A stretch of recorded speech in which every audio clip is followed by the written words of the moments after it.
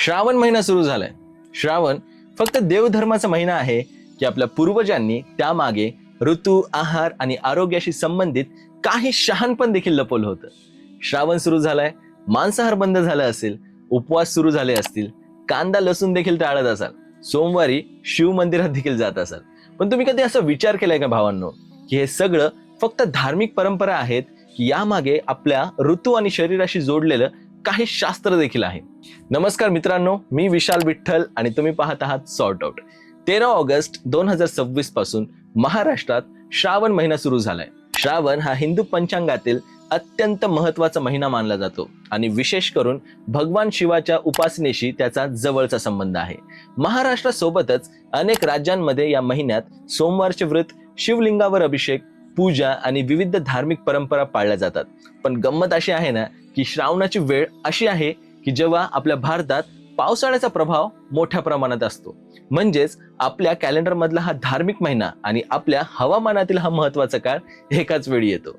आता ना इथे एक इंटरेस्टिंग क्वेश्चन असा येतो की आपल्या पूर्वजांनी पावसाळ्यातच उपवास, साधा आहार आणि काही पदार्थ टाळण्याच्या परंपरा का बरं निर्माण केल्या असतील? आज आपण याकडे धार्मिक नियम म्हणून पाहतो, पण पारंपरिक भारतीय आरोग्य विचारात पावसाळ्यात पचनशक्ती, आहार आणि ऋतू बदल यांचा विचार केला जात असे. आधुनिक विज्ञानाच्या भाषेत जर सांगायचं झालं तर पावसाळ्यात वातावरणातील आर्द्रता, तापमानातील बदल आणि अन्नाच्या साठवणुकीशी संबंधित परिस्थिती बदलतात. त्यामुळे अन्नाची स्वच्छता, ताजेपणा आणि योग्य आहार यांना विशेष महत्व मिळतं. आता याच काळात अनेक कुटुंबांमध्ये मांसाहार टाळण्याची परंपरा आहे. आता यामागे मांसाहार खाल्ला तर वैज्ञानिक दृष्ट्या नक्कीच नुकसान होतं असा सरळ निष्कर्ष काढणं योग्य नाही. पण पावसाळ्यात अन्न दूषित होण्याचा धोका, मांस आणि मासे साठवण्याच्या अडचणी आणि स्वच्छतेचं महत्व हे नक्कीच वाढतं. त्यामुळे त्या काळात तुलनेने साधा, ताजा आणि सहज पचणारा आहार घेण्याची परंपरा व्यवहार्य ठरू शकते. मात्र ही ऐतिहासिक आणि आरोग्यविषयक शक्यता आहे. प्रत्येक धार्मिक नियमामागे आधुनिक विज्ञानाने सिद्ध केलेलं एकच कारण आहे असं म्हणणं थोडं चुकीचं ठरेल. आता वळूयात कांदा आणि लसूण यांच्याकडे. श्रावणात अनेक लोक ते टाळतात. याबाबतही सोशल मीडियावर कांदा लसूण खाल्ल्यामुळे पावसाळ्यात विषबाधा होते अशा अनेक गोष्टी फिरतात, पण त्यांना थेट वैज्ञानिक तथ्य म्हणून मांडता येणार नाही. पारंपरिक आहार पद्धतीमध्ये कांदा लसूण टाळण्याला धार्मिक आणि आयुर्वेदिक सांस्कृतिक कारण दिलं जायचं. काही पारंपरिक स्पष्टीकरणांमध्ये पावसाळ्यात जमिनीतून येणाऱ्या भाज्यांची स्वच्छता आणि दूषित होण्याचा धोका यांचा संदर्भ दिला जातो. पण आजच्या काळात योग्य धुणे, स्वच्छ साठवणूक आणि स्वयंपाकाची स्वच्छ पद्धत यामुळे हा प्रश्न वेगळ्या पद्धतीने हाताळता येतो. मग आता उपवासाचं काय? श्रावणातील सोमवारचे उपवास तर अनेक घरांमध्ये आजही मोठ्या श्रद्धेने केले जातात. पारंपरिक विचारात उपवास हा फक्त अन्न न खाण्याचा प्रकार नाहीये, तर तो संयम, आत्मनियंत्रण आणि धार्मिक साधनेचा भाग आहे. काही आयुर्वेदिक परंपरा पावसाळ्यात हलका आहार घेण्यावर भर देतात, पण इथेही एक महत्वाची गोष्ट आहे बरं का. उपवास म्हणजे दिवसभर काहीही न खाणं आणि रात्री भरपूर तळलेले पदार्थ खाणं हा आरोग्यदायी उपवास नाहीये. उपवास करणाऱ्या व्यक्तीने आपल्या शरीराची गरज, आरोग्य स्थिती आणि डॉक्टरांचा सल्ला लक्षात घेणं देखील महत्वाचं आहे. आता येऊयात आपण श्रावण आणि भगवान शिवाच्या नात्याकडे. हिंदू परंपरेत श्रावण महिना भगवान शिवाला समर्पित मानला जातो. सोमवारी शिवपूजा करण्याची परंपरा आहे आणि देशभरात या काळात शिव मंदिरांमध्ये देखील मोठी गर्दी पाहायला मिळते.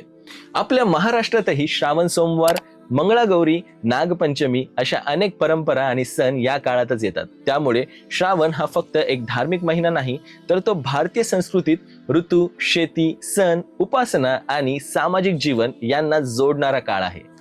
आता आणखीन एक सुंदर गोष्ट म्हणजे श्रावण आणि निसर्गाचं नातं आहे.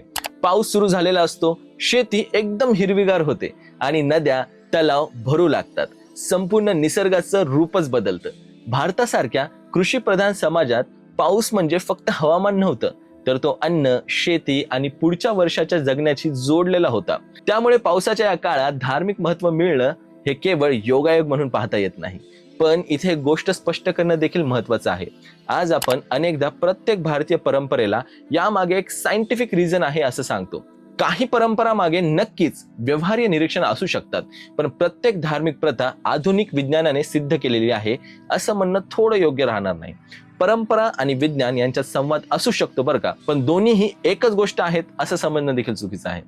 म्हणून आता श्रावण सुरू झालाय तर तुम्ही उपवास करा, मंदिरात जा, किंवा तुमच्या कुटुंबियांची परंपरा पाळा, पण त्या परंपरेचा अर्थ समजून घेण्याचा प्रयत्न जरूर करा. कारण हजारो वर्षांच्या परंपरामध्ये धार्मिक श्रद्धांबरोबरच ऋतू, शेती, आहार, सामाजिक जीवन आणि मानवी अनुभवांचं देखील प्रतिबिंब दिसतं.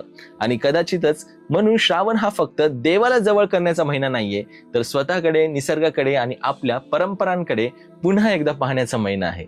तुमच्या घरात श्रावणात कोणती परंपरा पाळली जाते? उपवास, मांसाहार बंद, कांदा लसूण बंद, रोजची पूजा की काही वेगळी परंपरा आहे? आणि तुम्हाला यापैकी कोणत्या परंपरेमागे वैज्ञानिक कारण असावं असं वाटतं? मी विशाल विठ्ठल आणि तुम्ही पाहत होता सॉर्ट आउट. व्हिडिओ आवडला असेल तर चॅनलला सबस्क्राईब करायला मात्र विसरू नका. भेटूया पुढच्या व्हिडिओमध्ये. धन्यवाद.